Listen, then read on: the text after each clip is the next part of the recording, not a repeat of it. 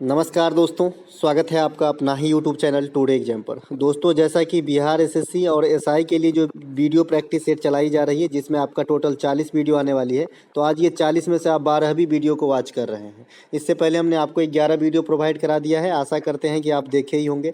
जिन भाई बंधुओं को एग्जाम देना है, इस सीरीज को अच्छे से फॉलो कीजिएगा, क्योंकि पास्ट में अगर हमारी आपने रिकॉर्ड देखे होंगे तो एमटीएस, सीजीएल, पिछले साल की जीडी, सीएचएसएल, इन सभी एग्जाम के लिए हमने प्रैक्टिस सेट चलाया। दिल्ली पुलिस भूल गया, अभी चल भी रहा है।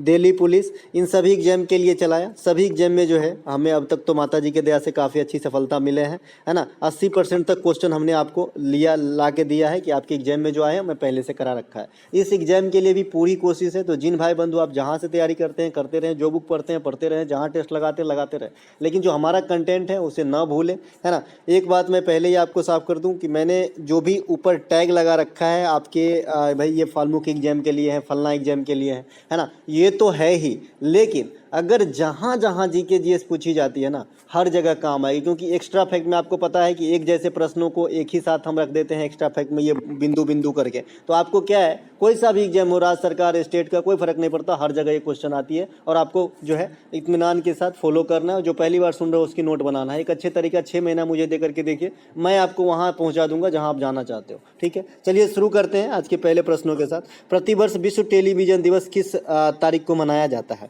आपने विश्व रेडियो दिवस कई बार सुना होगा एग्जाम के अंदर। तो भाई रेडियो तक एग्जामिनर आ सकता है, तो क्या टीवी तक नहीं आ सकता? जरूर आएगा। तो 21 नवंबर को विश्व टेलीविजन दिवस के रूप में मनाते हैं। प्रतिवर्ष विश्व रेडियो दिवस 13 फरवरी को मनाते हैं। और भारत में राष्ट्रीय महिला दिवस के रूप में भी हम 13 फरवरी को ही सेलिब्रेट करते हैं। और अंतर्राष्ट्रीय महिला दिवस को जो है हम 8 मार्च को सेलिब्रेट करते हैं। तो 8 मार्च को हम इंटरनेशनल वाला, और जो 13 फरवरी को है राष्ट्रीय महिला दिवस। और एक बालिका दिवस भी अपने यहाँ, तो 24 जनवरी को जो है बालिका दिवस मनाते हैं। तो ये तीनों बातें स्पष्ट रूप से याद रखेंगे। 13 फरवरी राष्ट्रीय महिला दिवस, 8 मार्च अंतर्राष्ट्रीय महिला दिवस, और 14 जनवरी राष्ट्रीय बालिका दिवस। साथ ही साथ 13 फरवरी को रेडियो दिवस भी मनाया जाता है। विश्व महासागर दिवस 8 जून को मनाते हैं। 5 जून को आप क्या मना लेते हो? पर्यावरण दिवस मना लेते हो। इसके अलावा 22 अप्रैल को आप पृथ्वी दिवस मना लेते हो। 22 मई को जैव विविधता दिवस मना लेते हो। और 22 मार्च को आप मना लेते हो इंटरनेशनल वाटर डे। तो ये जो पर्यावरण से संबंधित है, साथ ही साथ पर्यावरण से एक और संबंधित है।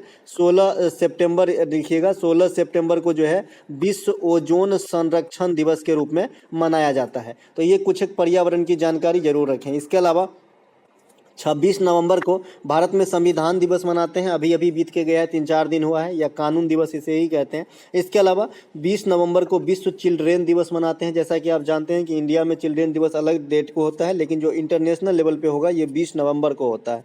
1 दिसंबर को विश्व एड्स दिवस, परसों बीता है। 4 दिसंबर कल आने वाला है, नेवी दिवस होती है। इसके अलावा 22 मार्च को ये जल दिवस, 22 अप्रैल पृथ्वी दिवस, और 22 मई को विश्व जैव विविधता दिवस, जो हमने पहले ही बता रखा है। अगला प्रश्न हमारा, तालिकोटा के युद्ध में निम्नलिखित में से कौन सा एक राज्य भाग नहीं लिया था? जैसे आप जानते हैं कि जो डेक्कन सल्तनत था, उनके एक ग्रुप ऑफ डेक्कन सल्तनत और एक तरफ से विजयनगर साम्राज्य पे धावा बोला था। ठीक है, विजयनगर साम्राज्य पे, और एक तरफ से जो है ग्रुप था। तो इस ग्रुप में जो है कौन सा राज्य शामिल नहीं था, आपसे पूछा गया है। आने वाले दिन की ये चैंपियन क्वेश्चन है, जो बच्चे नहीं जानते हैं जरूर करके रखें, है ना। तो बरार इसमें भाग नहीं लिया था। बाद बाकी कौन कौन से स्टेट भाग लिए थे? तो तालिकोटा का युद्ध जो होता है सबसे पहले 1565 में होता है। डेक्कन सल्तनत और अहमदनगर, इसके अंतर्गत कौन कौन आता है ये लिख रखा है। अहमदनगर, बीजापुर, बीदर, गोलकुंडा, ये सभी के सभी भाग लिए थे, है ना। किसके खिलाफ? विजयनगर साम्राज्य के खिलाफ। ठीक है भाई, तो ये ध्यान रखना, इसमें जो है आपका बरार नहीं आया था,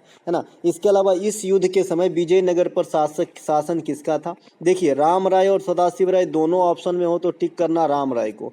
अगर राम राय और सदाशिव राय दोनों में से कोई एक है तो आपकी मजबूरी होती है दोनों में से किसी एक को टिक करके सही आंसर करके आगे निकलना, अगले प्रश्न पे जाना। समझ गए? इसके अलावा, है ना, इस युद्ध के समय विजयनगर पर जो शासन था ये बता दिया। इस युद्ध में विजयनगर साम्राज्य की हार हो गई, है ना। स्वाभाविक से बात है ना भाई कि 4 आदमी मिलकर एक आदमी का गला दबाएगा तो हारवे करेगा। इसके अलावा इसी युद्ध में विजयनगर साम्राज्य की पतन की तरफ अग्रसर हो गया। यहाँ से विजयनगर साम्राज्य जो टॉप पे जा रहा था, वहां से नीचे की तरफ डिक्लाइन होना स्टार्ट हुआ था। ये भी क्वेश्चन आपसे पूछा जाता है कि विजयनगर साम्राज्य के पतन का कारण कौन सा युद्ध बना? तो तालिकोटा का युद्ध।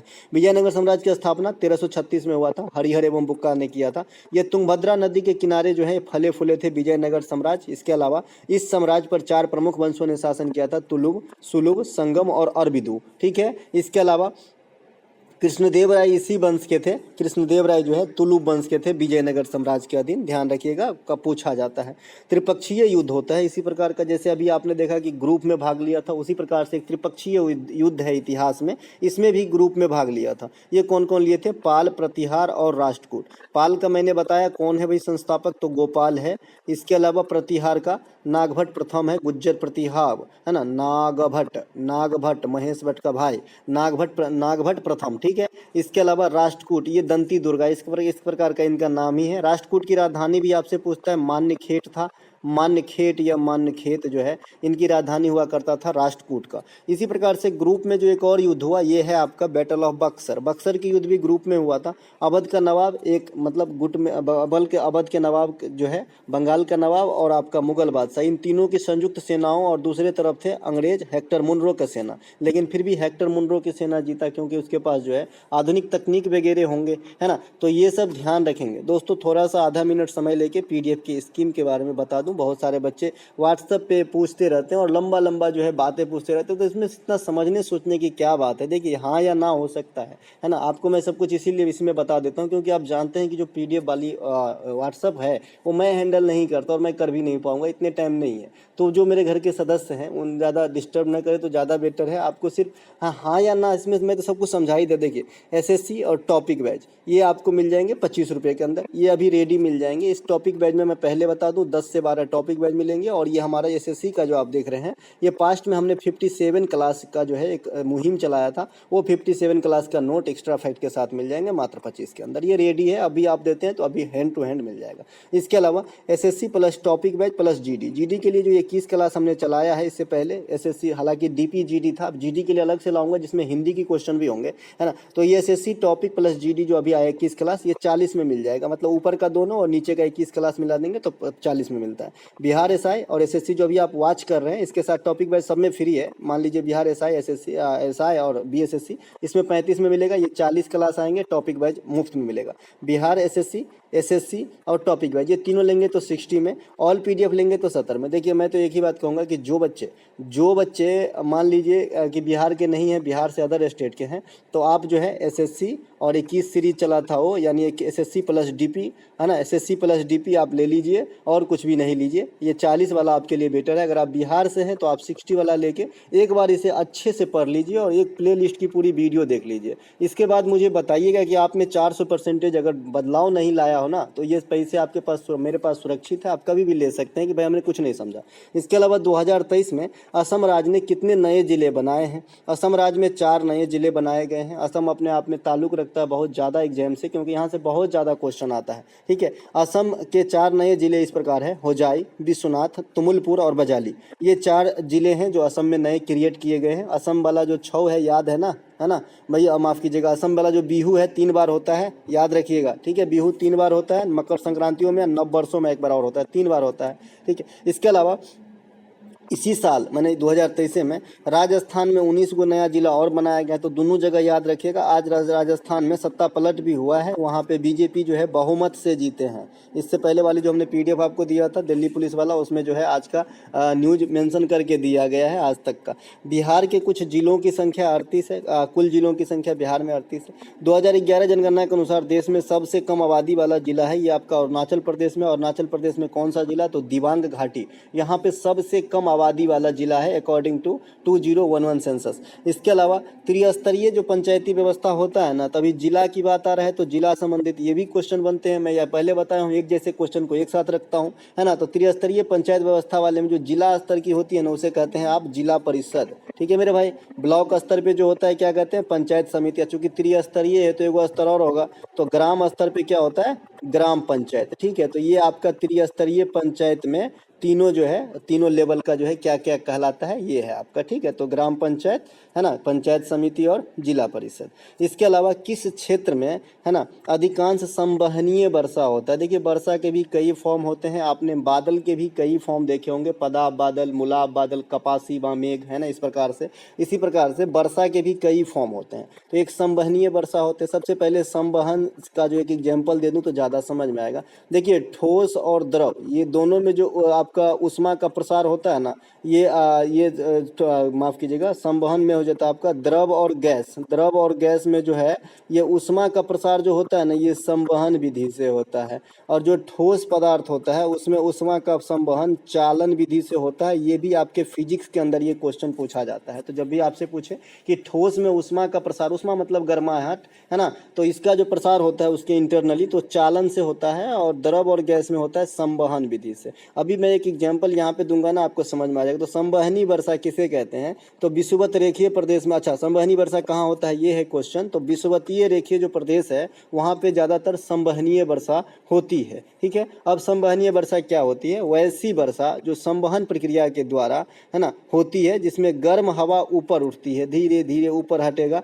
है ना, और ठंडी जब ये होगा तो ये जो है संघनित हो जाता है और बादल का रूप ले लेता है और वर्षा जब कराता है, तो ऐसे वर्षा को संवहनीय वर्षा कहते हैं। आई होप समझे। गर्म हवा ऊपर गया, ठंडा हुआ, जमा, थोड़ा सा संघनित हुआ, फिर बादल का रूप लिया और सब जो वर्षा हुआ तो उसे संवहनी वर्षा कहते हैं। इसके अलावा एक होता है पर्वतीय वर्षा। पर्वतीय वर्षा क्या होगा, मान लीजिए कि ये पश्चिमी घाट, है ना, पश्चिमी घाट में वर्षा होती है। तो मान लीजिए कि ये आपका अरब सागर है, ये मान लीजिए बड़ा वाला स्थित अरब सागर है। तो यहाँ से जो आपका उठ रहा है नमी युक्त वायु, तो यहाँ से जाके ये मान लीजिए पहाड़ है, तो इसमें टकराएगा। अब टकराएगा तो आगे रास्ता तो नहीं मिलेगा हो, तो ये ऊपर की तरफ बढ़ेगा, ऊपर की तरफ जाएगा, जहाँ कितना हाइट है पहाड़ का उससे ऊपर तक जाएगा। फिर ये बादल उसी एरिया में बनाएगा जिसके सामने वो गया है। ठीक है, जब वर्षा होगा तो उसी साइड वर्षा होगा जिस साइड ये टकराया है, उसके अपोजिट वाला साइड में इतनी वर्षा नहीं होती है जितना इस साइड में होता है। आई होप आप समझ रहे हैं, है ना। नहीं तो फिगर ड्रॉ मैं नहीं कर पाता हूँ, आप तो जानते हैं कि हमारा फिगर जो है ड्राइंग काफ़ी कमज़ोर है।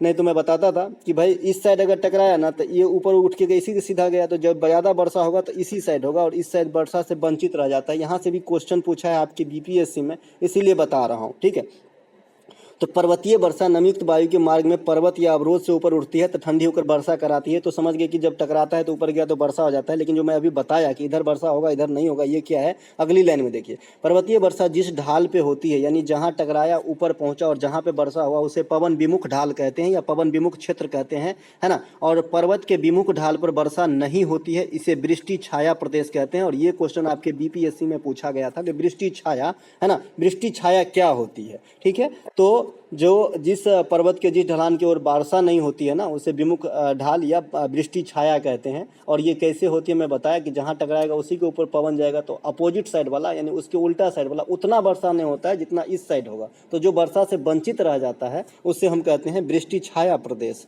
इसके अलावा चक्रवाती वर्षा होगा, यह है ना, चक्रवाती वर्षा जो है ये क्या होता है, दो विपरीत स्वभाव वाली हवाएं जब आपस में टकराती है तो वातागर का निर्माण होता है। इस वातागर के सहारे गर्म वायु ऊपर की ओर उठ जाती है और वर्षा होती है। यह वर्षा उच्च अक्षांश वाली क्षेत्र में होती है। जैसे अभी आपने देखा कि संवहनीय वर्षा विषुवतीय प्रदेश में होती है, उसी प्रकार जो ये आपका चक्रवाती वर्षा है जो ज़्यादा अक्षांश वाला क्षेत्र है वहाँ पर होती है। इसके अलावा कर्नाटक विधानसभा के वर्तमान अध्यक्ष कौन बना है ना, या फिर था, है ना, तुरंत। तो ये आपका कौन है भाई, अभी तुरंत नहीं हुआ है, हो गए इनके 2-3 महीने 4 महीने हो गए, है ना। तो ये आपका कौन है भैया, यूटी खादर। ये क्या है, ये क्यों क्वेश्चन पूछा जाएगा आपके एग्जाम में, क्योंकि कर्नाटक के इतिहास में ये पहली बार हो रहा है कि कोई इस्लाम धर्म के लोग जो है स्पीकर के तौर पे चुना गया है कर्नाटक विधानसभा के अंदर। ठीक है, तो इसीलिए ये वीवीआई हो जाता है। जैसे अभी आप राहुल नार्वेकर को जो है पिछले साल आपने एग्जाम में काफ़ी देखा होगा, राहुल नार्वेकर।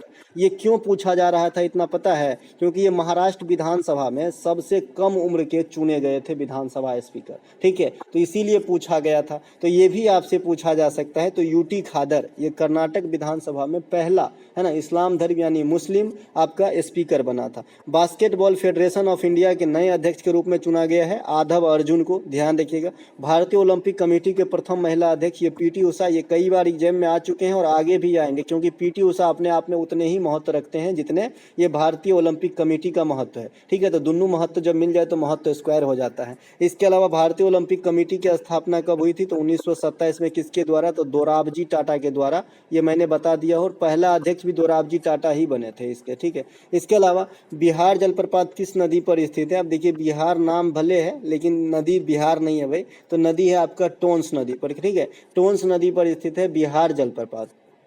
बिहार जलप्रपात टोंस या तमसा नदी पर स्थित है, जिसकी उत्पत्ति कैमूर पहाड़ी के तमस कुंड से हुई है। अब कैमूर समझ गए होंगे कहाँ पे है, कैमूर भभुआ, है ना। तो ये बिहार जो जलप्रपात है कौन सी नदी पर है? टोंस नदी पे। बिहार में जलप्रपात ककोलत है, करकट है, मझरा कुंड है, धुआं कुंड है। यह क्रमशः कहाँ कहाँ पर स्थित है? तो ककोलत है ककोलत पहाड़ी में, है ना। करकट है कैमूर के पहाड़ी में, मझरा कुंड सासाराम में, और धुआं कुंड भी सासाराम में, ठीक है। तो ये जलप्रपात है, ध्यान रखिएगा। बिहार में जितने भी टाइगर रिजर्व, नेशनल पार्क वगैरह हैं, ये आपका वेस्ट चंपारण में है, पश्चिमी चंपारण में है, ध्यान रखिएगा ये भी, ठीक है भैया, ये ज़्यादा काम आएगा आपको। इनके अलावा बिहार के पूर्वी चंपारण में, अच्छा बिहार में जितने भी नेशनल पार्क वगैरह हैं ना, मैंने आपको बताया था 12+1+1 है ना। और ये चीज़ मैंने कल आपको, कल या परसों के PDF में पूरा सीट ही दे दिया था, ध्यान से देख लीजिएगा। क्वेश्चन जो भी आएगा इनसे संबंधित, वन्य जीव अभयारण्य, नेशनल पार्क, तो यहीं से आएगा, टाइगर रिजर्व। इसके अलावा बिहार के पूर्वी चंपारण में केसरिया स्तूप स्थित है, जो भारत का सबसे बड़ा स्तूप माना जाता है। मैंने केसरिया स्तूप, धमेक स्तूप, है ना, ये सब मैंने आपको पढ़ा रखा है, सांची का स्तूप वगैरह।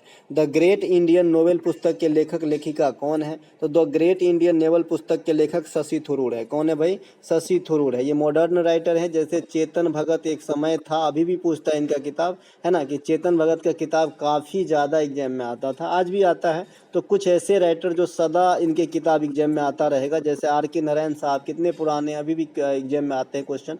तो राइटर जो है, मैंने बुक के ऊपर आपको बना दिया हूँ वीडियो, उससे बाहर नहीं आता। मैंने खेल के सभी खिलाड़ी का जो है ये भी किताब है एक साथ रखा है, सारे पॉलिटिशियन का किताब एक साथ रखे, सारे पुराने किताब एक साथ रखे हैं। फिर सलमान रश्दी, विक्रम सेठ, अनीता देसाई, किरण देसाई, रामचंद्र गुहा, झुम्पा लाहिरी, सलमान रश्दी बता दिया। तो ये जो भी राइटर हैं इन सब की किताब हम अलग अलग सजा के आपको दे दिए हैं, तो आपका काम हो जाता है आगे, देख लीजिएगा। ट्रेंडिंग टॉपिक वीडियो प्लेलिस्ट का नाम है। इसके अलावा शशि थरूर की अन्य पुस्तक देखेंगे तो अम्बेडकर ए लाइफ, काफ़ी important, India from midnight to the millennium, है ना। इसके अलावा an era of darkness, why I am a Hindu, ये सभी के सभी पुस्तक जो है शशि थरूर की पुस्तक है। इनके अलावा R.K. नारायण साहब की पुस्तक की बात करेंगे, the dark room, the guide, the English teacher, Malgudi days, ये सभी के सभी R.K. नारायण साहब की पुस्तक हैं, जिसमें सबसे ज़्यादा पूछा जाता है द गाइड और मालगुडी डेज। मालगुडी डेज के ऊपर सीरीज भी बना है ना, वीडियो सीरीज यूट्यूब पे भी अवेलेबल है। इसके अलावा इंटरप्रेटर ऑफ मेलोडीज के लेखक जो है, और द नेमसेक के लेखक झुम्पा लाहिरी है। इनकी एक और किताब है अनकस्मस्टेड, तो ये भी ध्यान रखिए, तीनों किताब का जो लेखक हैं झुम्पा लाहिरी हैं, ध्यान दीजिएगा। इसके अलावा India after Gandhi, India Gandhi before India, India after Gandhi, Gandhi before India, मतलब इंडिया गांधी के बाद, गांधी के पहले India, the beauty of compromise, ये सभी के सभी पुस्तक जो हैं रामचंद्र गुहा के हैं। किसके हैं भैया? रामचंद्र गुहा। यहाँ नहीं लिखा है, मैं लिख दूंगा, ये रामचंद्र गुहा समझिएगा, ये रामचंद्र गुहा की पुस्तक है तीनों, ठीक है। इसके अलावा एशियाई एथलेटिक्स चैंपियनशिप 2023 में भारत को कितना पदक प्राप्त हुआ है? देखिए बहुत ज़्यादा कन्फ्यूजन खेल वाला है, जो बच्चे करेंट से ताल्लुक़ नहीं रखते उनको परेशानी हो जाती है, खास करके स्पोर्ट के अंदर, ठीक है। स्पोर्ट पे मैंने पिछला एक वीडियो बनाया था, क्या करें थोड़ा टाइम का बड़ा अभाव रहता है, मैं तो चाहता हूं कि एक आध बना दिया जाए ताकि बच्चे की कन्फ्यूजन दूर हो, और टाइम निकाल के मैं बनाऊंगा जरूर एग्जाम से पहले, है ना। ये क्या होती है कि देखिए, ये है आपका एशियाई एथलेटिक्स चैंपियनशिप, एक आपका हुआ है जी इसी फॉर्म में एशियन गेम, क्या हुआ है? Asian game. एक आपका हुआ है भैया जूनियर एशियाई चैंपियनशिप हॉकी वाला, पुरुष के, है ना। एगो हॉकी हुआ है मेल के, सेम चीज़ हुआ है फीमेल के, ठीक है। और एगो हुआ है एशियन हॉकी चैंपियनशिप 2023, एगो हुआ है हॉकी वर्ल्ड कप 2023। बताइए, ये पूरा दाल भात खिचड़ी है। नीचे आप अलग अलग देखेंगे तो समझ में आएगा। चलिए ठीक है। एशियाई एथलेटिक्स चैंपियनशिप 2023 में भारत को कितना पदक? तो 27, और तीसरा स्थान मिला है, इसीलिए इम्पोर्टेंट है। आप जानते हैं कि CWG कॉमनवेल्थ गेम 2022 में भारत को चौथा स्थान मिला था, तो 40 बार पूछा गया था। था। यहाँ पे तीसरा स्थान मिला है तो कम से कम 300 बार तो जरूर पूछा जाएगा, तो ये जरूर ध्यान रखिएगा। ये खेल कहाँ पे हुआ है, तो ये थाईलैंड में हुआ है। एशियाई एथलेटिक्स में फिर से बता रहा हूँ, एशियाई खेल अलग होता है, एथलेटिक्स चैंपियनशिप अलग होता है। एशियाई खेल जो 1951 में दिल्ली से स्टार्ट हुआ था, ये 2022 वाला 2023 में कराया गया है। तो वो जब भी पूछेगा तो 2022-23 लगा के पूछेगा, और ये पूरा प्योर 23 वाला है जो अभी आप ये प्रश्न देख रहे हैं, ठीक है। तो इसमें 27 मिला, तीसरा स्थान मिला। इसके अलावा जो ये वाली खेल है जिसे आप अभी देखे हैं, इसका नाम है एशियाई एथलेटिक्स चैंपियनशिप 2023। इसका आयोजन थाईलैंड में किया गया था, जो 12 से लेकर 16 जुलाई 2023 के बीच में आरंभ करवाए गए थे। भारत को 27 पदकों के साथ तीसरा स्थान हासिल हुआ है। इतनी बात तो हमने समझ गया कि कहाँ पे हुआ है एशियाई एथलेटिक्स चैंपियनशिप, तो आपका थाईलैंड में। भारत को तीसरा स्थान कब हुआ, तो जुलाई 2023 के अंदर। पहला स्थान जापान को, ठीक है। इसके अलावा एशियन गेम 2022, यही मैं बता रहा हूँ, अभी 23 में संपन्न हुआ है, लेकिन ये है प्योरली 22 वाला, लेट हुआ है। तो एशियन गेम 2022 भारत को 107 पदक मिला, और यह चीन में हुआ था। अब अंतर हो गया होगा दोनों में।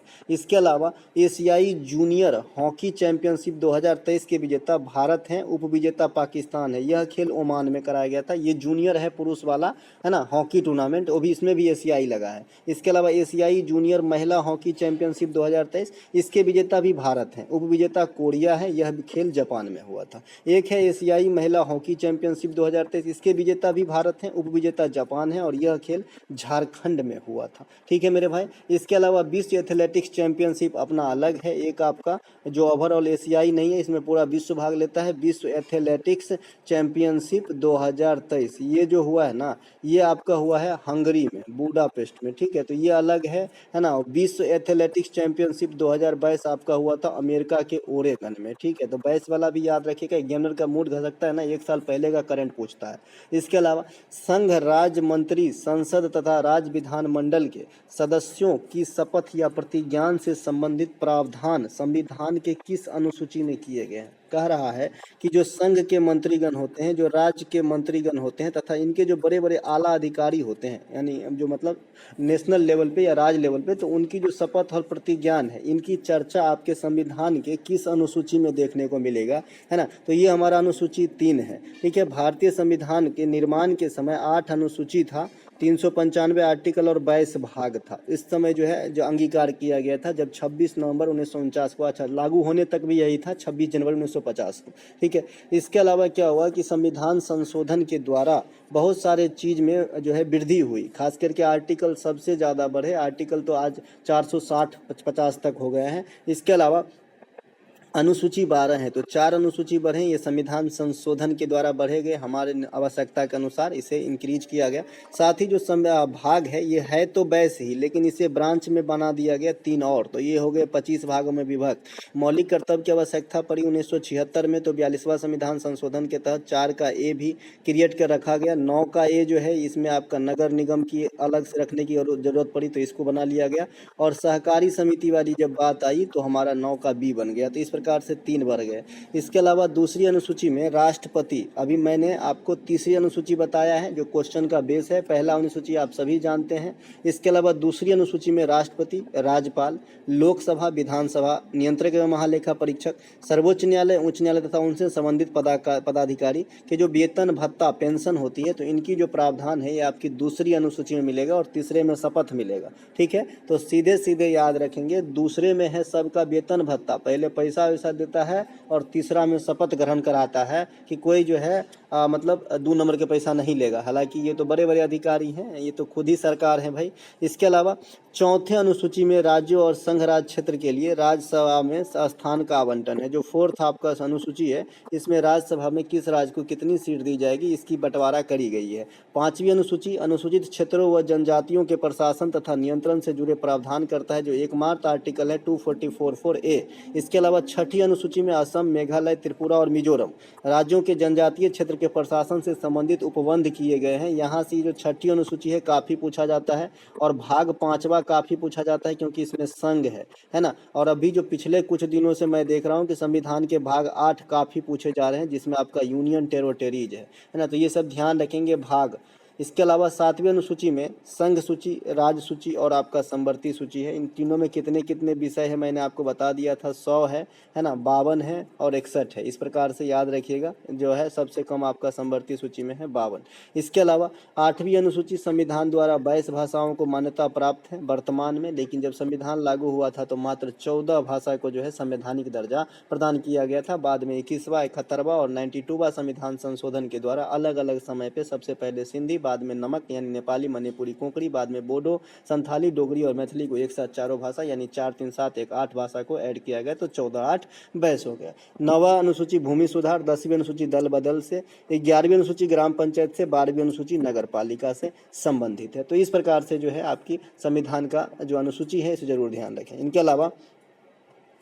इसके अलावा जो है केंद्रीय गृह मंत्री अमित शाह ने हाल में ही किस प्रदेश में प्राइवेट विलेज नामक प्रोग्राम लॉन्च किया है? प्राइवेट वाइब्रेट है ये, ठीक है, ये प्राइवेट नहीं है, वाइब्रेट, वाइब्रेशन होती है ना, वाइब्रेट, है ना, तो ये वाइब्रेट है। तो वाइब्रेट विलेज जो है ये आपका अरुणाचल प्रदेश राज्य में ये प्रोग्राम लॉन्च किया है कौन? केंद्रीय मंत्री अमित शाह। अमित शाह को सभी जानते हैं। इनके अलावा भारतीय संविधान के पहले डोगरी संस्करण का विमोचन केंद्रीय मंत्री किरण रिजिजू किए हैं, तो इन्हें भी ध्यान रखेंगे। देखिए दोस्तों, जो भी कोई चीज़ होती है जो ऐतिहासिक महत्व की है या फिर पहली बार हो रहा है या फिर कुछ ऐसे हैं कि जो एग्जाम में आने लायक हो, और इसके जो उद्घाटन या फिर जो है उद्घाटन समारोह में जो चीफ आदमी रहते हैं ना, उनसे क्वेश्चन आ जाता है आपके एग्जाम में। जैसे आपने सुना होगा कि भाभा जो अस्पताल है उसका उद्घाटन करने कौन गए थे? तो मोदी साहब गए थे पंजाब के अंदर। तो ये सब ध्यान रखिएगा। मीनाती मिश्रा किस नृत्य से संबंधित है? मीनाती मिश्रा, तो मीनाती मिश्रा आपका ओडिसी से संबंधित है, ओडिसी से संबंधित है। ओडिसी नृत्य उड़ीसा का प्रमुख शास्त्रीय नृत्य है। इसकी उत्पत्ति मंदिर में नृत्य करने वाली जो देवदासी होते हैं ना, देवदासी मतलब भगवान, देव मतलब भगवान के दासी, है ना, तो उनसे जो है स्टार्ट हुआ ऐसा माना जाता है। ओडिसी नृत्य में जो है प्रमुख कलाकार मीनाती मिश्रा, कुमकुम मोहंती, मायाधर राउत, एक सेकेंड, हाँ तो कहाँ थी? ओडिसी नृत्य के प्रमुख कलाकार मीनाती मिश्रा, कुमकुम मोहंती, मायाधर राउत, सुजाता महापात्रा, माधवी मुदगल, गुरुकेलुचरण महापात्रा, संयुक्ता पनिगिरी और सोनल मानसिंह। ये सभी को जरूर ध्यान रखें भाई, है ना। ये नए कुछ चेहरे हैं, आपको जरूर काम आएगा एग्जाम के अंदर। बाद बाकी जो है पुरानी किताब में आपको गुरुकेलुचरण महापात्रा, संयुक्ता पनिगिरी, सोनल मानसिंह ये सब मिल जाएंगे। तो नए चेहरों को भी ध्यान रखें।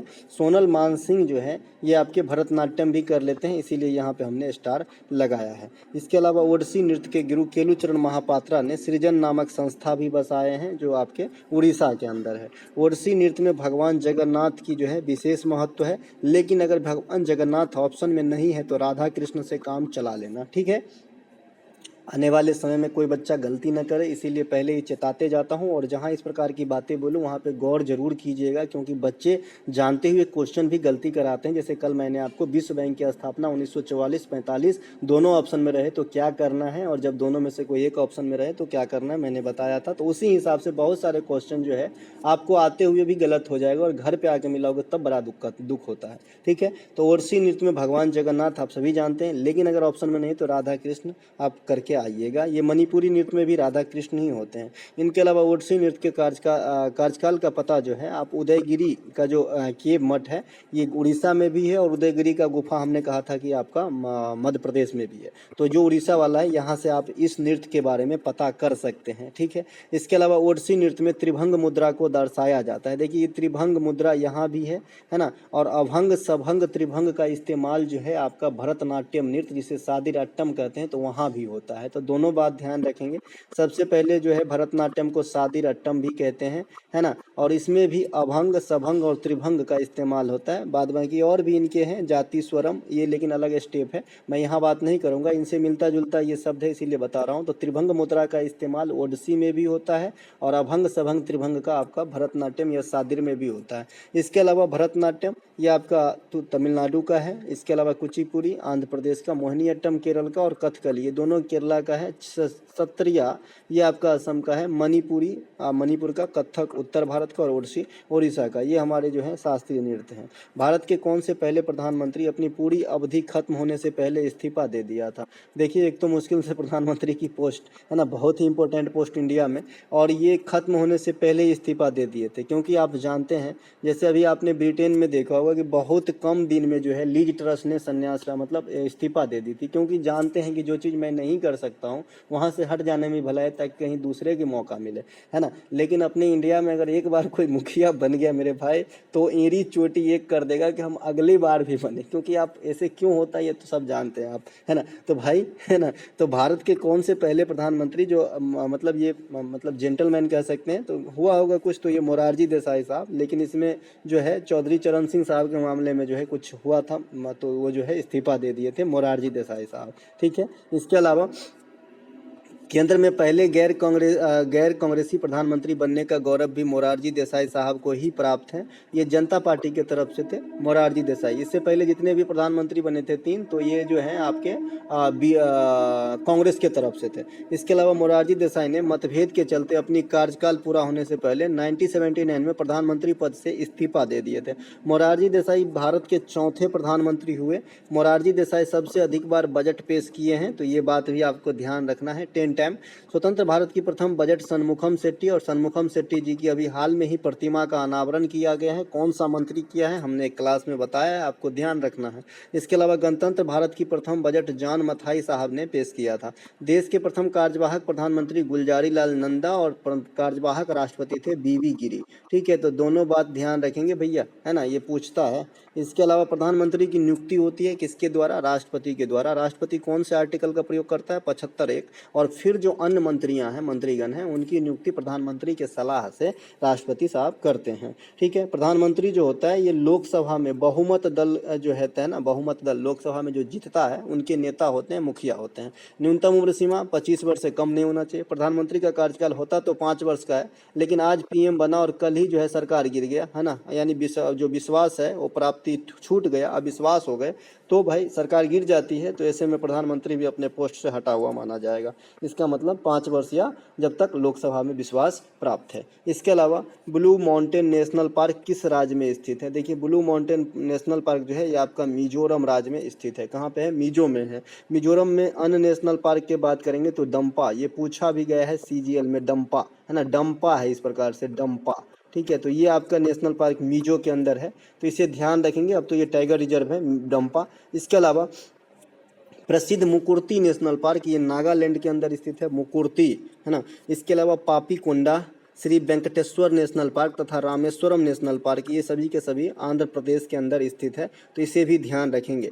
डिब्रू सैखोवा, ओरंग, नमेरी, मानस, काजीरंगा, ये सभी के सभी असम के अंदर स्थित है आपका नेशनल पार्क, तो इसे भी ध्यान रखेंगे। एक आपका पटकाई बम भी याद रखिएगा, पटकाई बम, ये भी असम में है, ठीक है, पटकाई बम, है ना, पटकाई, तो ये भी आपका है कहाँ पे? असम के अंदर स्थित है, तो ये भी ध्यान रखिएगा। इसके अलावा देश में सबसे अधिक नेशनल पार्क जो है ये आपका सबसे बड़ी नेशनल पार्क पहले है, अधिक तो MP में होगा। सबसे बड़ी नेशनल पार्क हेमिस है।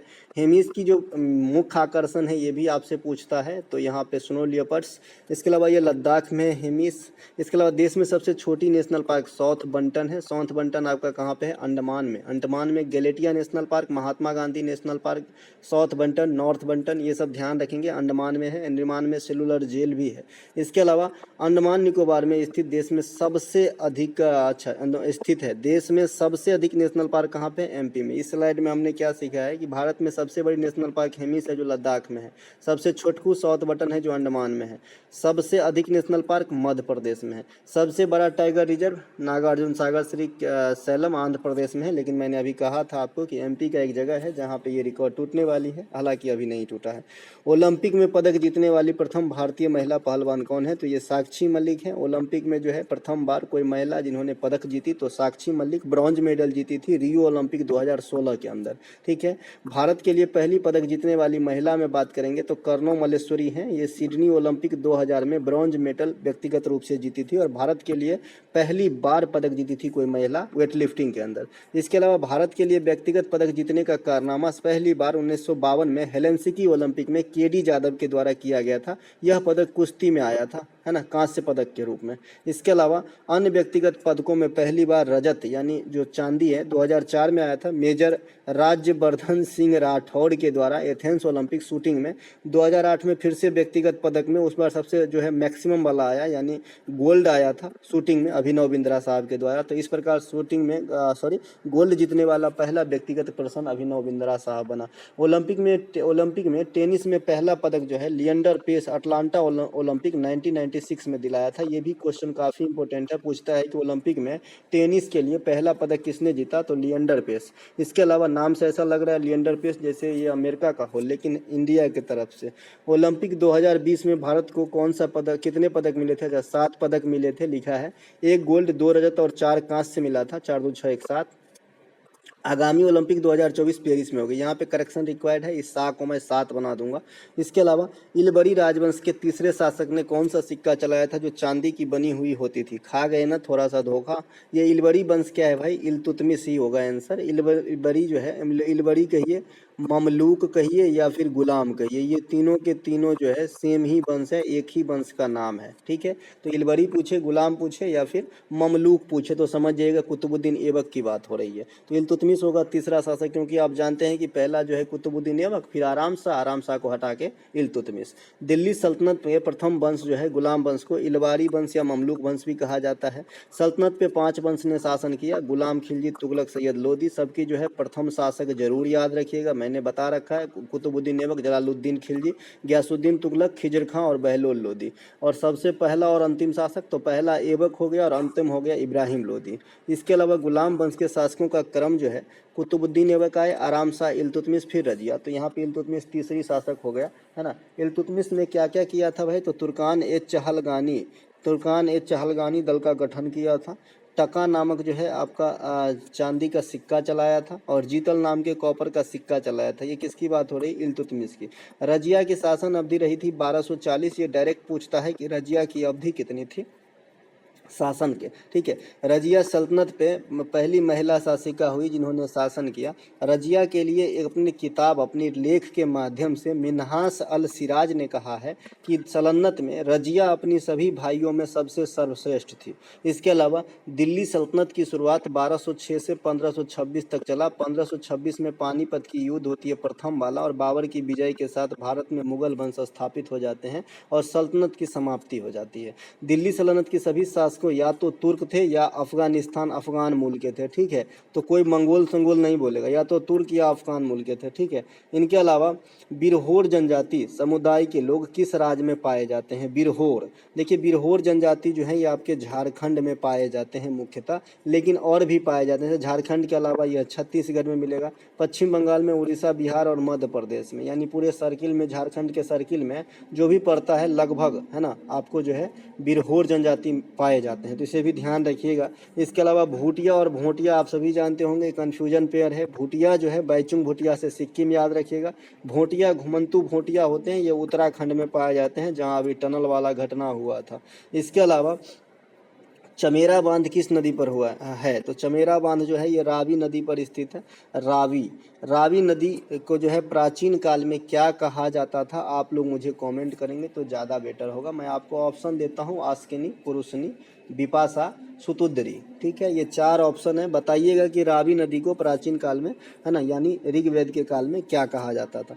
रावी नदी पर स्थित अन्य महत्वपूर्ण बांधों में रंजीत सागर बांध प्रमुख है, महाराणा प्रताप सागर बांध ये ब्यास नदी पर स्थित है, गांधी सागर बांध चंबल नदी पर स्थित है। एक बच्चे ने मुझे एक बार कहा कि सागर देखो और चंबल नदी मार दो, तो आइए ना भैया दिखाइए तो कहाँ चंबल नदी मार दोगे, है ना। रंजीत सागर में चंबल नदी मार के दिखाइए, है ना, गलती हो जाएगा, है ना। महाराणा प्रताप सागर में चंबल नदी मार के दिखाइए, गलती हो जाएगा, ब्यास है भाई। गांधी सागर चंबल पे है। इंदिरा सागर में चंबल नदी मार के दिखाइए, इंदिरा सागर, ओमकारेश्वर, सरदार सरोवर ये सभी के सभी नर्मदा पे है।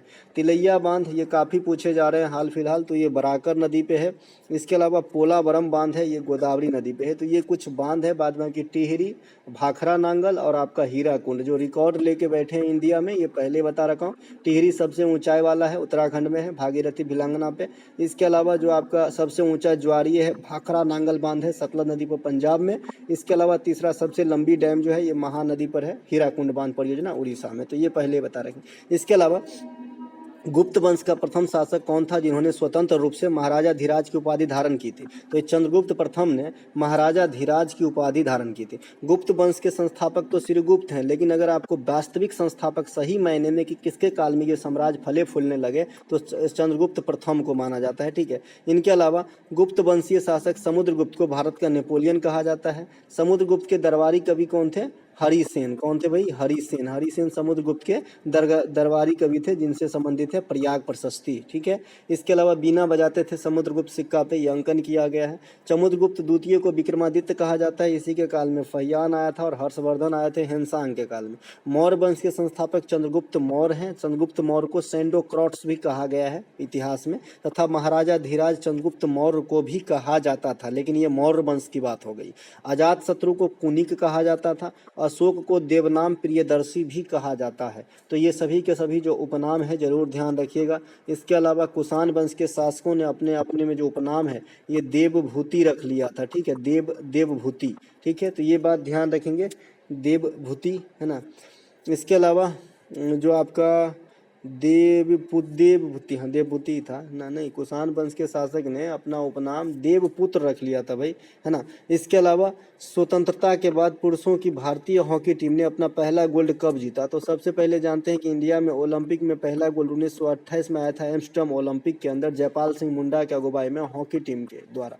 इसके यहाँ पे जो क्वेश्चन है ना ये स्वतंत्रता की बाद वाली है। तो 1948 में आई थी पहली गोल्ड, 47 में आजाद और 48 में गोल्ड, वो भी कहाँ पे? इंग्लैंड में। जिससे आज़ादी मिली थी उसी के घर में जाके हमने गोल्ड जीता था। अरे पहले इंडिया का जो हॉकी टीम है ना, जैसे आप क्रिकेट में ऑस्ट्रेलिया को आजकल जानते हैं या फिर कई सालों से जानते आए हैं, वैसे ही आप हॉकी में जो है इंडिया की टीम को लोग जानता था, डरते थे लोग पूरा दुनिया।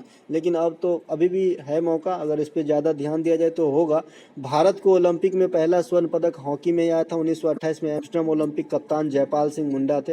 हॉकी में अब तक जो भी पदक मिले हैं, सबसे पहले तो लगातार कर लीजिएगा, 32, 36 है ना, 32, 36। अब देखिए 40 और 44 जो है ना, ये जो है आपका विश्व सेकंड वाला जो वर्ल्ड वार हुआ था यहाँ से बाधित है। बाद बाकी 48, 52, 56, 60, 68 और फिर 68 के बाद 72, अब 72 के बाद 76 होना चाहिए, खाली 76 में नहीं मिला, बाद बाकी 80 में मिला। तो आप 28 से लेकर लगातार आप कह सकते हैं कि लगातार जो है आप स्वर्ण पदक जीते हॉकी के अंदर। ठीक है भाई, ये कहाँ पर हुआ है इससे भी क्वेश्चन उठता है, डायरेक्ट आपसे पूछता है कि 1948 का ओलंपिक कहाँ हुआ था। तो भाई कारण होता है कि क्यों पूछता है, क्योंकि यहाँ पे हॉकी में भारत को गोल्ड मिला था, तो आपको लंदन जी बताना है। तो इस प्रकार से ध्यान रखिएगा। इसके अलावा प्रकाश के स्पेक्ट्रम को सबसे पहले किसने समझाया था? तो प्रकाश के स्पेक्ट्रम को न्यूटन महोदय ने समझाया था। इसके अलावा न्यूटन ने प्रकाश स्पेक्ट्रम के अलावा 3 गति के नियम दिए थे, शीतलन का नियम दिए थे, प्रिज्म से सूर्य के प्रकाश को गुजरने पे 7 रंगों में बंट जाती है, यह भी बात न्यूटन ने बताया था, जिसे प्रकाश का वर्ण विक्षेपण कहा जाता है।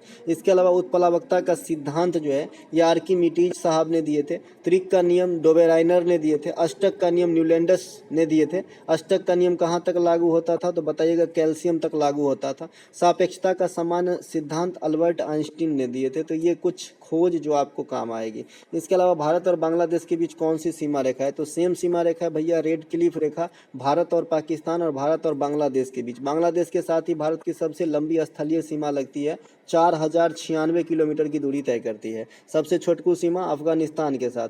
इसके अलावा बांग्लादेश से टच होने वाला जो भारतीय राज्य है ये कौन कौन से हैं? तो पश्चिम बंगाल है, मेघालय है, मिजोरम, त्रिपुरा और असम है। बांग्लादेश की राजधानी ढाका और मुद्रा टका। भारत और पाकिस्तान के बीच रेखा रेड क्लिफ। भारत और चीन के बीच मैकमोहन रेखा। भारत और श्रीलंका के बीच क्या क्या स्थित है जो सीमा बनाती है? तो पाक जलडमरू मध्य, मन्नार की खाड़ी, राम सेतु। इसके अलावा भारत में स्थलीय सीमा की टोटल लंबाई 15,106 किलोमीटर। VBI रखिएगा, बिहार के एग्जाम के लिहाज से क्वेश्चन आता है। तथा तटीय राज्यों में तटरेखा की कुल लंबाई कहेंगे तो 7516.6 किलोमीटर। सबसे बड़ी तटरेखा जो है गुजरात की है और सबसे छोटकू तटरेखा जो है गोवा की है। ये सब ध्यान रखेंगे। इनके अलावा श्वेत क्रांति का संबंध किससे है? तो हनी उत्पादन से है श्वेत क्रांति का संबंध। श्वेत क्रांति का संबंध श्वेत का दूध से, लाल क्रांति का मांस और टमाटर से, गोल क्रांति का आलू से, रजत क्रांति अंडा से, भूरी क्रांति सीमेंट और उर्वरक उद्योग से संबंधित है। ठीक है, इसके अलावा श्वेत क्रांति के जनक कौन है भैया? डॉक्टर वर्गीज कुरियन है। दूध से संबंधित कार्यक्रम और कौन सा चलाया गया था? तो ऑपरेशन फ्लड चलाया गया था। एक ऑपरेशन ब्लैक बोर्ड बोर्ड भी पहले चलाया गया था, जो आप किसी आम किताब में मिल जाएगा, जो प्रौढ़ शिक्षा से संबंधित था। इसके अलावा मैंने तो कभी किसी बड़े आदमी को पढ़ते नहीं देखा भाई, आप लोग देखे होंगे तो कमेंट कीजिएगा। हरित क्रांति के जनक विश्व में डॉक्टर नॉर्मन बोरलॉग अमेरिकी, हरित क्रांति के जनक भारत में डॉक्टर MS स्वामीनाथन है, ठीक है। और विश्व स्तर पे नॉर्मन बोरलॉग जो किस देश के थे, तो अमेरिका के नागरिकता। इसके अलावा हरित क्रांति भारत में सबसे पहले पंजाब में 1976 में आया था, 67 में आया था। गेहूं पर असर सबसे अधिक डाला। हरित क्रांति का उद्देश्य जो है हाई क्वालिटी का बीज खाद का इस्तेमाल करके जो है आपका खाद्यान्न की पैदावार बढ़ाना है। चेदियागिरी बिहार महोत्सव किस राज्य में आयोजित होता है? यहाँ बिहार देख के बिहार नहीं मारना है, मध्य प्रदेश में होता है। मध्य प्रदेश के अन्य प्रमुख त्योहारों में आएंगे तो भगोरिया उत्सव, मालवा महोत्सव, लोकरंग त्योहार, तानसेन महोत्सव, इसके अलावा पंचमढ़ी महोत्सव, मांडू महोत्सव, ये सभी के सभी मध्य प्रदेश के महोत्सव हैं, ध्यान रखिएगा, ठीक है भाई। तानसेन सम्मान भी मध्य प्रदेश सरकार देती है और तानसेन जो है अकबर के दरबारी में से एक थे। इनके अलावा मध्य प्रदेश में स्थित जो गुफा है ये कौन कौन से हैं? भीमबेटका का गुफा, बाघ गुफा और उदयगिरी की गुफा। उदयगिरी की गुफा मैंने कहा कि उड़ीसा में भी है और आपका MP में भी है। मध्य प्रदेश में ही खजुराहो का मंदिर है, जो किसने बनवाया था? चंदेल शासकों ने बनवाया था। और इसमें सबसे बड़ी मंदिर कौन सी है? कंदरिया महादेव की मंदिर है। मध्य प्रदेश में सांची की स्तूप है, किसने बनवाया था? अशोक ने बनवाया था। किसने खोजा था? हेनरी टेलर ने 1818 में खोजा था। इसके अलावा मध्य प्रदेश में प्रमुख नृत्य कौन कौन से होते हैं? तो राय नृत्य, मटकी नृत्य, काठी नृत्य, चटकोरा नृत्य, ये सभी के सभी कहाँ पे होते हैं? मध्य प्रदेश के अंदर होती है।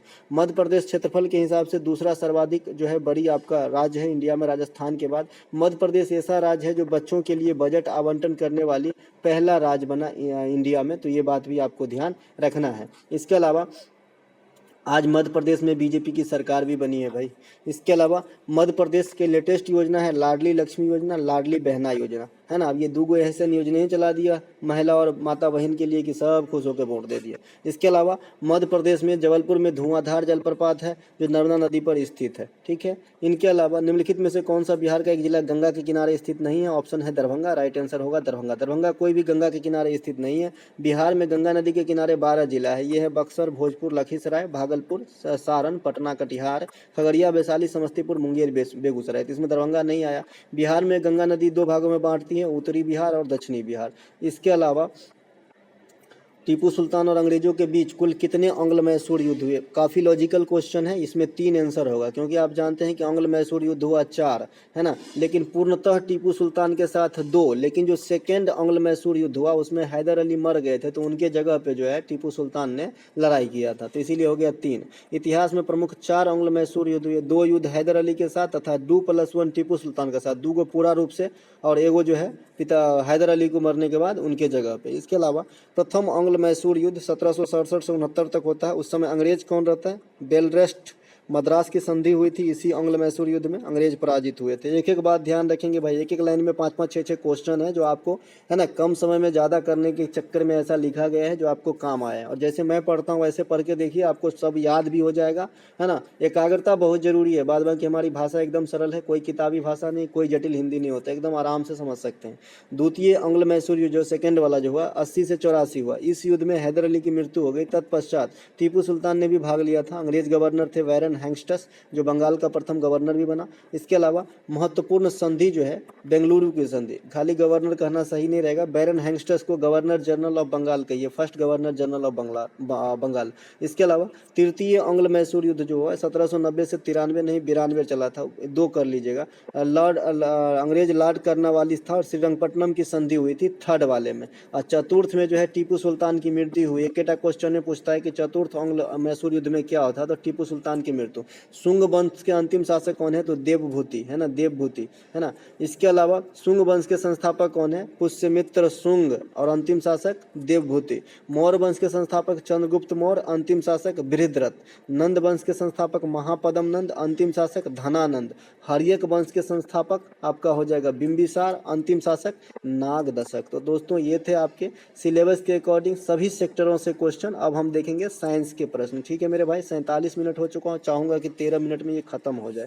इसके अलावा किस एंजाइम द्वारा ग्लूकोज को इथाइल एल्कोहल में बदला जाता है? तो जाइमेन, है ना, जाइमेज, ये जो है ग्लूकोज को इथाइल एल्कोहल में बदला जाता है ना। तो ग्लूकोज का सूत्र भी आपसे पूछा जाता है, तो C6H12O6 होता है। जाइमेज जो है ये एंजाइम है, इसके उपस्थिति में ये आपका बदल गया है किसमें? एथाइल एल्कोहल में बन गया है। ये एथाइल एल्कोहल का सूत्र है C2H5OH, है ना, C2H5OH है। कार्बन डाइऑक्साइड गैस इस प्रक्रिया में मुक्त होती है। यानी अगर कल हो के आपसे कोई पूछ ले कि जब क्या होता है, जब ग्लूकोज को जाइमेज एंजाइम के उपस्थिति में प्रतिक्रिया कराई जाती है तो कौन सी गैस का निष्कासन होता है? तो बताइएगा कार्बन डाइऑक्साइड गैस बनते हैं और आपका एथिल एल्कोहल बनते हैं। इसके अलावा पेट से निकलने वाले जो एंजाइम होता है पेप्सिन और रेनिन, उदर से निकलता है, जहाँ पेप्सिन सभी प्रकार के प्रोटीन को सरल प्रोटीन पेप्साइड में बदलता है, यानी तोड़ता है। देखिए मैंने इस पर चर्चा पहले ही कर लिया है कि ऐसा नहीं कि पेप्सिन के संपर्क में गया तो पूरा प्रोटीन वहीं पर पच गया, ऐसा नहीं होता। जैसे मान लीजिए कि पहले गांव घर में जब खड़ी, जो आजकल गिट्टी से हम घर बनाते हैं ना, तो ये पहले बड़े बिरले ही मिलता था, इतने मशीन वगैरह क्रेशर वगैरह नहीं हुआ करता था। तो लोग क्या करता था कि उसी बजरी ईंटा को ना फोड़ फोड़ के गिट्टी बना के घर बनाते थे। तो बड़का ईंटा, इसको 2 भाग में फोड़े चाहे 4 भाग में फोड़े, तो बड़ा बड़ा इतना बड़ा बड़ा बना, फिर इसको टुकड़ा टुकड़ा करके जो है घर में बनाने लायक बनाते थे। तो इसी प्रकार से जो प्रोटीन है ना, ये जो पेप्सिन है एक के बार में जो है प्रोटीन को पचाइए नहीं देता है, ये जो है पेप्टाइड में बदलता है, टुकड़ा टुकड़ा कर देता है, यानी उस पर काम स्टार्ट करता है, पचाने की जो है चेष्टा करता है, न कि पूर्णतः पचा लेता है, क्योंकि इस कथन से क्वेश्चन बन चुका है एग्जाम के अंदर। इसके अलावा वहीं रेनिन जो है ये दूध में आया हुआ प्रोटीन, दूध वाला जो प्रोटीन रहता है उस पर काम करना स्टार्ट करता है। इसके अलावा मानव के मुख में जो लार पाया जाता है, लार, इसमें एक एंजाइम होता है जिसका नाम है टाइलिन। ये जो टाइलिन एंजाइम है ये स्टार्च या मांड पर पाचन स्टार्ट करता है। इसीलिए आपसे पूछता है कि भोजन का पाचन कहाँ से शुरू होता है, तो आप कहते हो मुंह से शुरू हो जाता है, क्योंकि यहाँ पे लार मिलेगा, जहाँ टाइलिन मिलेगा, और मांड का पाचन यहीं से स्टार्ट होगा। भारत में मानव में भोजन का अवशोषण जो है छोटी आंत में शुरू होता है। तो ये भी क्वेश्चन आपके लिए इंपॉर्टेंट है, और सबसे अधिक समय तक भोजन जो है छोटी आंत में ही रहते हैं। इसके अलावा सूर्योदय से पहले तथा सूर्यास्त के बाद भी सूर्य दिखाई पड़ने का कारण है, तो वायुमंडलीय अपवर्तन की जो घटना है इस क्रिया के लिए जवाबदेह है। इसके अलावा पानी में पड़ी हुई मछली, है ना, पानी में पड़ी हुई रॉड वास्तविकता से थोड़ी ऊपर उठी दिखाई पड़ता है, ये अपवर्तन के कारण नजर आता है। ध्यान रखिएगा, मैंने पानी में पड़ी हुई मछली काफ़ी बार देखा है, गांव घर में गरई माछ पानी में पड़ल रहता है। इसके अलावा हीरा का चमकना, फूटा हुआ हीरा अगर दरार वगैरह है तो ज़्यादा चमकता है, वैसे भी चमकता है। मिर्ग मरीच का हेलुसिनेशन, जो आपका दृष्टि भ्रम होता है, खास करके गर्मी के दिन पे अगर आप बाइक चला रहे हैं और डामर वाला जो रोड होता है तो दूर से आप देखेंगे कि रोड भीगा हुआ लग रहा है, लेकिन वहाँ जाएंगे तो कोई भीगा हुआ नहीं रहता है, जब धूप रहता है उस समय होता है। तो ये जो होता है ये टोटल रिफ्लेक्शन ऑफ लाइट के कारण होता है, परावर्तन के कारण होता है, पूर्ण आंतरिक परावर्तन के कारण, ध्यान रखिएगा। तो इसे भी जो है ना। इसके अलावा जो आपका ऑप्टिकल फाइबर वगैरह है वो भी पूर्ण आंतरिक परावर्तन के सिद्धांत पे ही कार्य करता है, और ऑप्टिकल फाइबर का इस्तेमाल जो है टेलीकॉम वगैरह क्षेत्र में काफ़ी ज़्यादा होता है। इसके अलावा ज्वार भाटा का कारण क्या होता है? सूर्य, चंद्रमा और पृथ्वी का अट्रैक्शन होता है, यानी मिली जुली रोल निभाता है सूर्य, चंद्रमा और पृथ्वी ज्वार भाटा लाने के लिए। 2 बार ज्वार 2 बार भाटा 24 घंटे के अंदर आता है, समुद्री क्रिया है। एक बार जल ऊपर उठता है तो ज्वार, और जब नीचे घटता है तो भाटा। आप कभी आए हैं मुंबई वगैरह या समुद्र देखे हैं तो आपको आश्चर्य लगेगा, जब समुद्र सूखता है तो हमको लगता है कि कम से कम नहीं ज़्यादा तो 400-500 मीटर तक सूख जाता है, और जब आता है ना तो एक आधा बांस तक पानी उठ जाता है ना। पता नहीं भगवान का क्या है, कहाँ जाता है इतना पानी और कहाँ से फिर आता है। इसके अलावा तारा का टिमटिमाना, ये किस कारण भाई? अपवर्तन है तो वैज्ञानिक कारण ही, लेकिन आप जरा सोच के देखिए, है ना, कि कैसे बनाए होंगे इतनी लॉजिकली जो बनाने वाले हैं, ऊपर बैठे हैं ना। साल्क वैक्सीन का इस्तेमाल किससे सुरक्षा पाने के लिए हुआ था? तो भाई साल्क नाम पे रखा गया है, तो ये पोलियो, क्योंकि पोलियो का जो टीका का खोज किया था ये जोनास साल्क नामक वैज्ञानिक ने किया था। मैंने आपको एक बात और भी बताई थी कि भाई अल्बर्ट साबिन नामक वैज्ञानिक ने भी पोलियो के टीका पे खोज किया था। लेकिन ये जो अल्बर्ट साबिन है ये कैसा वैक्सीन? तो ये जो है ओरल वैक्सीन बनाया था, है ना। ये जोनास साल्क जो है ये आपका सुई वाला वैक्सीन बनाया था, ठीक है। तो ओरल अगर पूछे तो अलग आंसर देना है।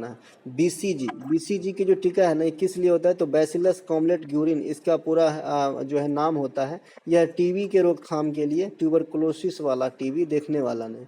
डीटीपी का टीका जो है डिप्थीरिया, टेटनस और पेर्टोसिस बीमारी के लिए जो है दिया जाता है। एडवर्ड जेनर को टीकाकरण का पिता कहा जाता है, इन्होंने चेचक का टीका खोजा था, और लुई पास्चर ने रेबीज का टीका खोजा था। लेप्रोसी रोग को हैंसन रोग भी कहते हैं। लेप्रोसी रोग जो कुष्ठ रोग होता है ना, क्योंकि हैंसन नामक वैज्ञानिक ने जो है इसकी खोज करा था, इसीलिए इसे हैंसन रोग भी कहते हैं इनके नाम पे।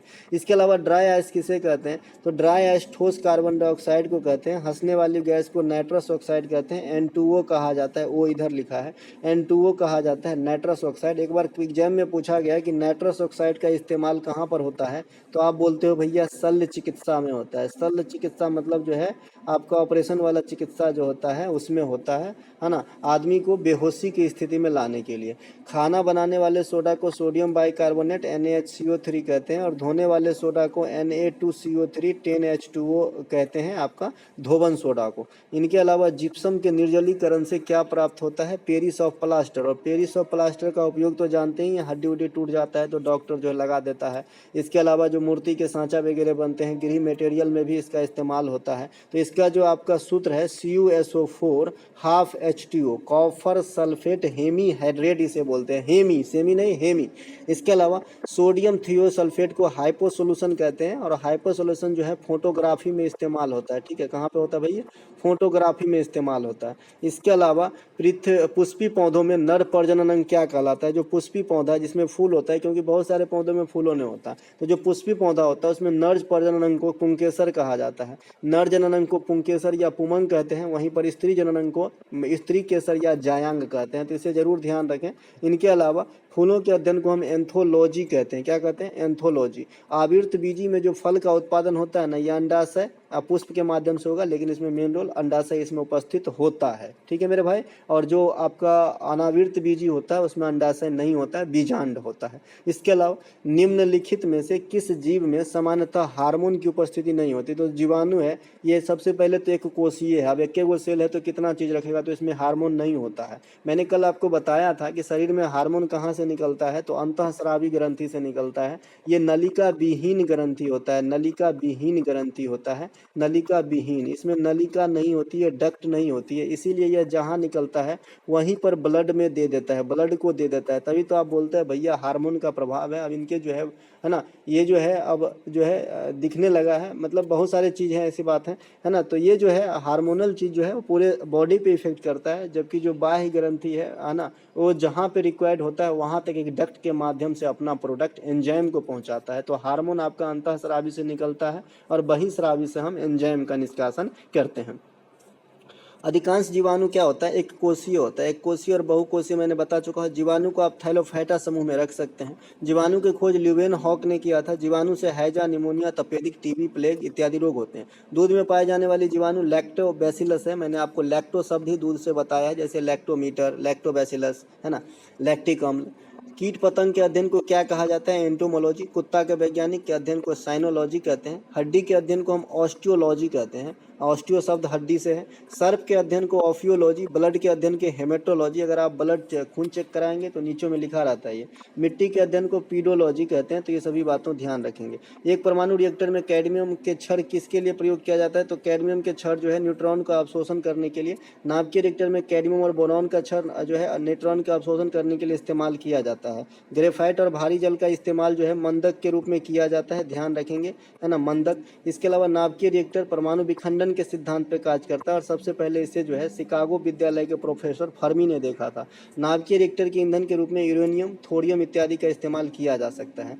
फॉस्जिन नामक विषैली गैस का रासायनिक नाम क्या है, तो कार्बोनिल क्लोराइड जो है फॉस्जिन को कहते हैं। और एक बार क्वेश्चन पूछा गया था कि ये फॉस्जिन का निर्माण कैसे होता है, तो जब क्लोरोफॉर्म गैस को आप धूप में छोड़ देंगे तो फॉस्जिन नामक विषैली गैस उत्पन्न करता है। ये बहुत ज़्यादा जहरीला गैस होता है। क्लोरोफॉर्म का जो सूत्र होता है ये भी पूछा जाता है, तो CHCl3 होता है, और इसका उपयोग भी जो है N2O के जैसा ही है, नाइट्रस ऑक्साइड के जैसा ही है। क्लोरोफॉर्म को भी जो है बेहोशी की स्थिति में लाने के लिए शल्य चिकित्सा में करते हैं। निम्नलिखित में से कौन सा एक ग्रीन हाउस गैस का उदाहरण है, भैया ऑक्सीजन तो प्राणदायी गैस है, प्राणदायक गैस है ये, है ना, जीवनदायक दायनी भी कहते हैं इसे। तो ये तो भाई बढ़िया है, तो जो बढ़िया रहेगा वो ग्रीन हाउस नहीं होगा, जो खराब रहेगा वो होगा। तो कार्बन डाइऑक्साइड भी हो जाएगा, methane, nitrous oxide, sulphur dioxide. हालांकि हम इसके ईंधन वगैरह के रूप में इस्तेमाल करते हैं, कहीं ना कहीं हमारे लिए अच्छा है, लेकिन स्वास्थ्य के दृष्टिकोण से जो है पूरी तरीके से अच्छा नहीं होता, तो इसे ग्रीन हाउस आप देहाती भाषा में याद रख सकते हैं। इसके अलावा सभी ग्रीन हाउस गैसेस में सबसे अधिक परिवर्तनशील जो है जलवाष्प दर्शाता है। ये एसएससी में आया हुआ क्वेश्चन है और इसके अंदर ग्रीन हाउस गैस के विभिन्न सारे नाम दिए गए थे, लेकिन जलवाष्प को आंसर माना है कि सबसे ज़्यादा परिवर्तनशील दर्शाता है ना। कार्बन डाइऑक्साइड गैस का इस्तेमाल आग बुझाने में तथा ठंडा पेय पदार्थ बनाने में भी होता है।